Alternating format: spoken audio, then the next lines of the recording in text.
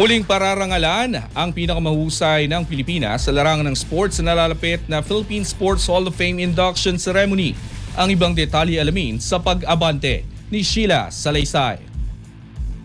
Muling magdadagdag ng mga alamat ang Philippine Sports Hall of Fame sa ikalimang induction ceremony nito sa May 20 sa Rizal Memorial Coliseum. Pinangungunahan ni PSC Chairman Patrick Gregorio at POC President Bambol Tolentino ang selection process para sa mga bagong pararangalan. 7 miyembro ng komite ang pumili mula sa 75 na nominado kasama ang mga kinatawan mula sa iba't ibang sports at organization. Bago ang final selection, sinala muna ng mga batingang sports journalist ang mga nominado upang matiyak na natutugunan ang mahigpit na pamantayan ng Hall of Fame. Itinatag noong 1999 sa ilalim ng Republic Act 8757. Layo ng Hall of Fame na parangalan at panatilihing buhay ang pamana ng mga natatanging atleta ng bansa. Mula ng unang induction noong 2010, umabot na sa 47 ang mga parangalado, kabila ang mga icon tulad nila Gabriel Elorde, Lydia De Vega at Robert Jaworski. Bukas lamang ang parangal sa mga atletang nakapagkamit ng medalya sa mga major international competitions o nagkampiyon sa mundo. Inaasahang magiging pagkilala hindi lamang sa individual na tagumpay ang seremonya, kundi sa patuloy na pag-angat ng Philippine sports sa pandaigdigang antas.